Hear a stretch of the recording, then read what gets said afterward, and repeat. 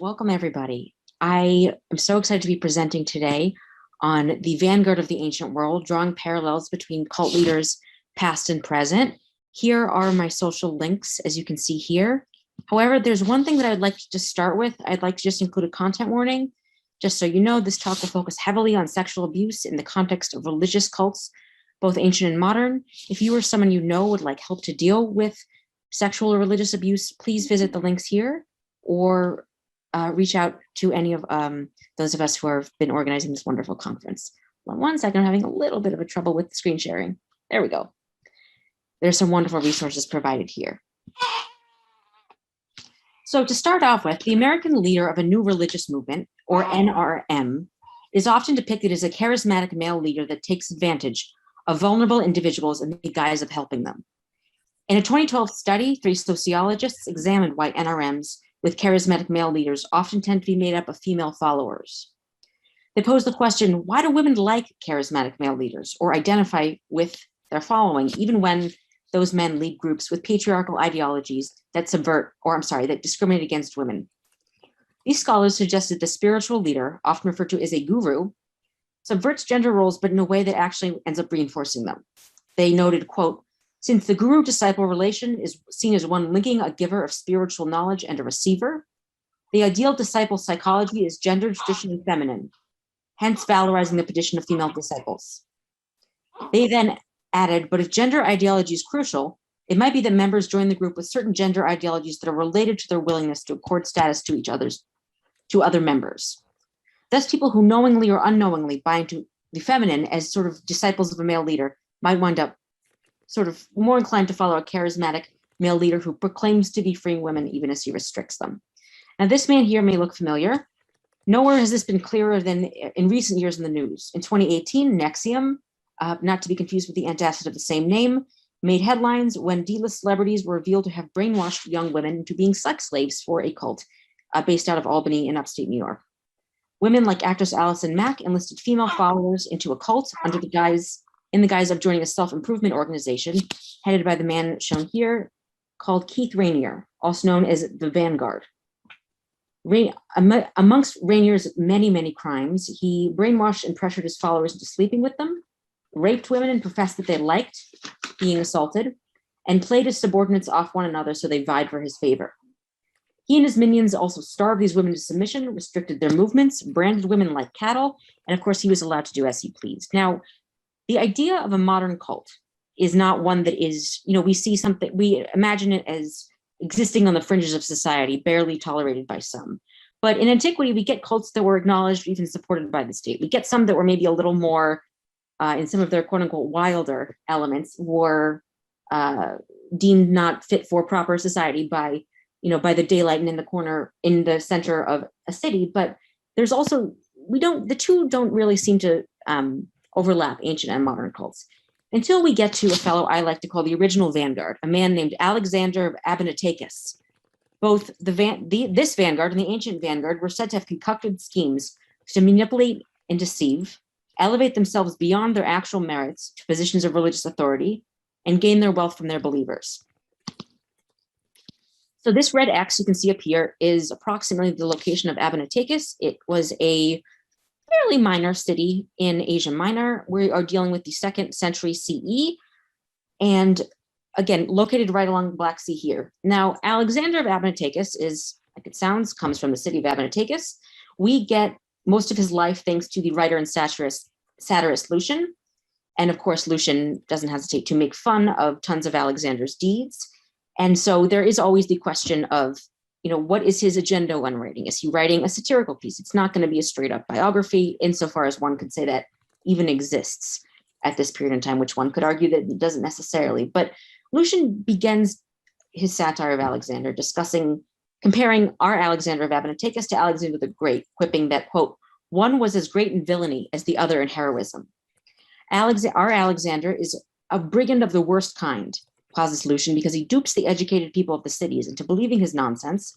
And he didn't just infect the provinces, but he filled the whole Roman Empire with his beliefs. Luckily for our young Alexander, he had 2 big things going for him. He was handsome and clever. Lucian bemoans how Alexander's beautiful exterior belied his rotten interior. And of course, by the height of his prophesizing, Alexander enhanced his natural good looks with either hair extensions or a wig. There's something about, in this previous picture of Raniere, we have him having sort of like a shortish haircut, but there is something about him about cult leaders having very long hair and long beards that does come up quite a bit throughout history, but that's a subject for another time. Alexander also had a good speaking voice, one that was deemed very sweet and clear, and was perceived to match his comely outside with the beautiful inside. Now, Lucian records that Alexander was a bit of a go-getter, but a go-getter through dishonest means. Lucian stated that Alexander became a sex worker at a young age, a youth who, quote, trafficked freely in his attractiveness and sold his company to those who sought it. He found a snake oil salesman, not literal in this case, although snakes do pop up, as you'll see shortly. And that snake oil salesman, who I dubbed Dr. Devious, saw a protege worth cultivating, both sexually and professionally. And this unnamed mentor of Alexander's is given a rather unique lineage. He is not said to be royal or divine in any case, but he was a protege of the notorious Apollonius of Tyana, who was a sort of a known prophet miracle worker that was wandering around, or that was sort of itinerant and a bit notorious during this time period. So Lucian is drawing on a sort of like, almost like there was like a philosopher would have an intellectual heritage. This person was the disciple of that person. Alexander was essentially the grand disciple of Apollonius of Tyana. And he doesn't even have to bother describing the types of things in which Alexander was schooled. Name dropping Apollonius pretty much does it. So Alexander decided that he was going to, follow along with Dr. Devious and sort of, travel a bit about the empire. Now, where does Keith Raniere fit into this dynamic? Whether or not Alexander or Raniere really ever believed in their own propaganda is almost immaterial. Both ended up tapping into existing belief structures to build up myths about themselves. Raniere dove deep into literature by and about geniuses from a young age and patterned himself after his figures. He read Isaac Asimov's The Second Foundation, which centers on a brilliant scientist who has reduced all human behavior to mathematical equations. Raniere believed that he could attain that type of knowledge and impart it to others. He also fell in love with the literature of Ayn Rand and really married the ruthless nature of the protagonists of The Fountainhead and Atlas Shrugged with his idea that people should really focus on what they want, their truth, and just go and get whatever you wanted. Now, when I was mentioning Alexander as a false prophet, we haven't quite gotten to his prophecies, but a little bit about the area in which we're operating at the moment. There's a venerable tradition of itinerant preachers or quote unquote wandering holy men, which is a very debatable category, the idea of the theos aner in Greek, but sort of the idea of prophets sort of browsing or, popping up in different areas in Asia Minor at this point is one that is also identified with the healing gods Asclepius and Apollo. In 144, we get the orator Publius Aelius Aristides feeling ill, so he goes to Smyrna in Asia Minor. Aristides says that Asclepius visited him in a dream, and Asclepius, of course, being the god of healing, and tells him to walk on bare feet from Smyrna to nearby Pergamon, where he would be healed at a temple of Asclepius. This is an example of what remains of one Asclepion. Now, the way a person would be healed in Asclepion would be that they would seek medical help, pay for a sacrifice and or a votive offering in the shape of their ailing body part, would be dedicated in their name to a god. Then they'd have a sleepover in the sanctuary. And in theory, the god would then visit him in his sleep and tell them what remedy they would need to cure that whatever part of themselves was ailing them.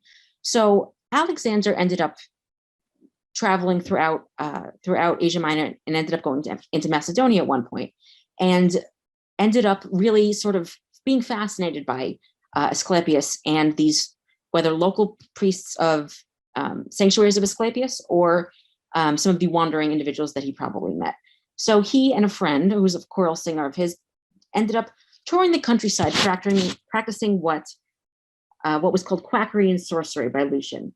They ended up then traveling to Macedonia with a wealthy advisor from Pella, and this woman ended up showing them these magnificent snakes that were supposedly worn by the women of Macedonia, almost like shawls around themselves. And Alexander, that really resonated with him because the snakes were highly associated with Asclepius, and his father Apollo were associated with prophecy and with healing. So Alexander and his friend bought some snakes and brought them home with them. And he had noticed along the way that priests and gatekeepers who attended on actual prophets or temples where prophecies were given out had become uber wealthy from bribes, offerings, tributes to the god. And Alexander said, this is what I'm going to do when I get home. I'm going to take this snake. I am going to declare myself essentially an avatar or son of Asclepius. And I'm going to become a prophet, because if they did it, why can't I? And if there's one thing he knew how to do from all of this sort of this lineage that Lucian had established for him, it was how to persuade gullible people. So he and his friends came home and spread word that there was a divine manifestation of Asclepius coming to Abonoteichus. He dressed to the nines like a prophet. He had long ringlets and a sword, and prophets oftentimes were thought to foam at the mouth at the idea that there was a divine possession. Alexander chewed a root called soapwort in order to look like he was divinely possessed. Once he heard that there was going to be a local temple of Asclepius built, he snuck in at one night, took a very tiny baby snake, put it in a fake egg, and then buried it. And the next day, when he came back, he said, "Everybody, come look, come look. There's the Asclepius has visited us. There is a snake, and I am the god's vehicle of prophecy." Now, he dubbed the snake Glycon, and Alexander ended up then not only declaring himself a prophet, but then taking requests for prophecies locally. And he used the snake as a bit of a prop and a bit of a sort of like a companion, as it were. He would drape the real live snake around himself, and then when he would withdraw to allegedly have the snake whisper in his ear, he would keep the tail of the real snake around here, and then you would have a snake puppet that looked really real. It was made with horsehair and had had windpipes from cranes on the inside, so it looked like the snake was talking to him, and the snake puppet would whisper into his ear.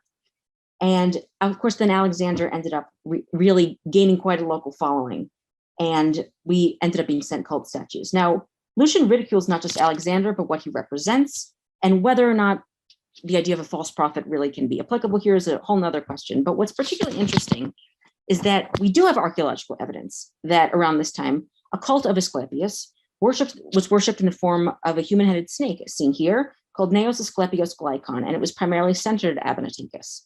We get images of snakes identified as Glycon from everywhere from Asia Minor to Eastern Europe. They're fundamentally similar in that they have a coiled snake body, a bifurcated tail, and a human snake head.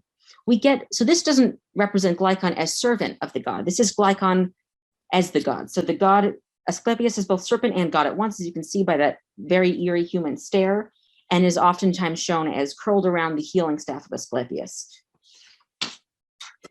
And so, of course, that draws on a past image of Asclepius from across the world. And we also get coins bearing the image of Glycon from across the empire.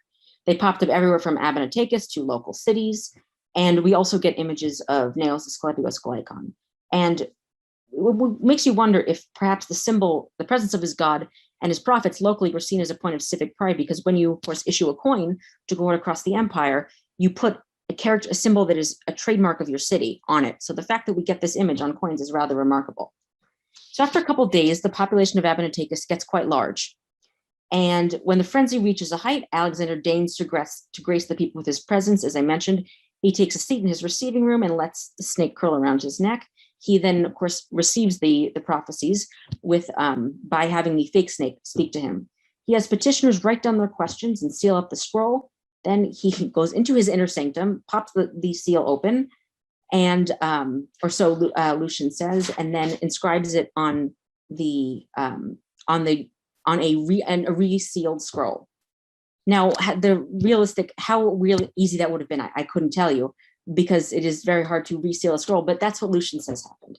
And Alexander ended up giving many ambiguous responses. So just in case something didn't come true, he could claim it had been misinterpreted. Now, returning to this, number of these items are characteristic of Keith Raniere. He simultaneously raked in headlines by recruiting former celebrities and wealthy heiresses, just as Alexander would have gotten gifts and tribute from anyone visiting, or people would indeed have to pay to access his prophecies. In the guise of a self-improvement class for female empowerment, workshops for which cost $5,000 each, Raniere lured in women and reinforced traditional gender dynamics. by essentially breaking women down emotionally and then saying, this is what you've got to do to be your best self. He also had an inner circle called DOS, Latin for Dominus Obsequious Sororium, translated as master over slave, by Raniere and his circle himself. The fact that he even chose to use Latin to demonstrate like a holy of holies is really interesting, and it sort of harkens back to the idea of making one's cult or faith or the philosophy legitimate by making it seem older than it is. Sort of where we get with Alexander and Apollonius of Tyana by channeling an ancient language. And joining NXIVM ended up always costing women, both morally, physically, every which way. And according to the New York Times, it originally had started by female members approaching others on the sly, asking if they felt stuck in their personal growth and wanted to join a secret women-only self-help society.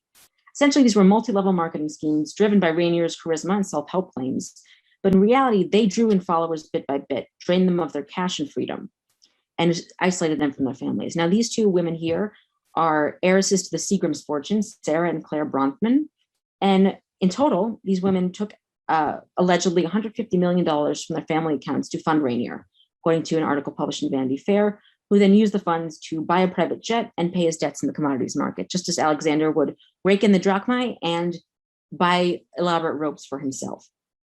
A source tells Vanity Fair that these women had never felt close to their father, and that Raniere ended up drawing them in the guise of healing their issues of dependency. But of course, then Edgar Bronfman, their father originally was very excited that his daughter seemed to have found a spiritual practice that they related to. But when he realized they were giving away millions of dollars, he quickly changed his tune. Now, Alexander himself raked in 70 to 80,000 drachmae per year, allegedly. We would get, eventually his musings made their way to Rome. When high-ranking visitors would come to visit, he would quasi-blackmail people. He'd read the questions on the scroll they sent him, and then he would hold back returning the scroll, saying, basically, I know your secrets. You're asking me about intense things, and if you don't, pay up, so Lucian would say that he could blackmail them for additional funds if he so chose. Now, similar members of DOS or NXIVM were also required to provide similar, essentially material that could be used to blackmail them into obedience. Compromising material, whether nude photos or false allegations about themselves. They had to come up with these things to give to their higher-ups so that if they wanted to, they could be controlled. Now, Alexander ended up pulling one over on high-achieving Roman officials, a fellow named Rutilianus, who he prophesied to grand future Rutilianus's young son. And when he asked a tutor to appoint to his son, Alexander gave him the name. Of course, this kid then died. Rutilianus was not hearing any criticism of his favorite prophet, claiming that Alexander had clearly meant his son was going to be studying with long dead Pythagoras and Homer, because when Alexander had responded, he said, have his tutor be Pythagoras or have him be Homer. So he supposedly justified this that way. And Alexander not only ended up taking money from his followers and becoming incredibly rich off of it, but also manipulated others for his own sexual antics, not unlike Keith Raniere. He advised everyone to avoid having sex with young boys, which he deemed impious, but then got all of the local cities from across Asia Minor to send him their choir boys, almost as if in tribute, and Lucian described them as having been kept under ward and treated like bought slaves, kissing them and affronting them. He made it a rule, too, not to greet anyone over 18 years with his lips. The emotional manipulation by a religious leader and abuse almost disguised as seduction are eerily reminiscent of Raniere. Some have speculated on the nature of whether or not Raniere suffered from mental illness, dubbing him a narcissist, but in my opinion, such speculation poorly treats the many who struggle with mental illness in the day-to-day world and don't treat people terribly. Similarly, Stephen Kent of the University of Alberta opines that Alexander may have been a malignant narcissist, but any attempt to psychoanalyze him based on this very tricky account is ultimately futile. Regardless of an exact diagnosis for either man, both sort of put themselves forward as masculine ideals, wise and all-knowing gurus of their time who manipulated others. Now, Alexander predicted to live to 150. He died of a rotting leg, probably gangrene at age 70. Thankfully, Raniere has also gotten his comeuppance, sentenced to 120 years in prison, but that hasn't, irreparable damage has still been done to the lives of those he manipulated. We can't say just how bad Alexander might have been, but looking to modern examples provides a chilling parallel. And here we have a coin of Glycon, the snake. Thank you very much.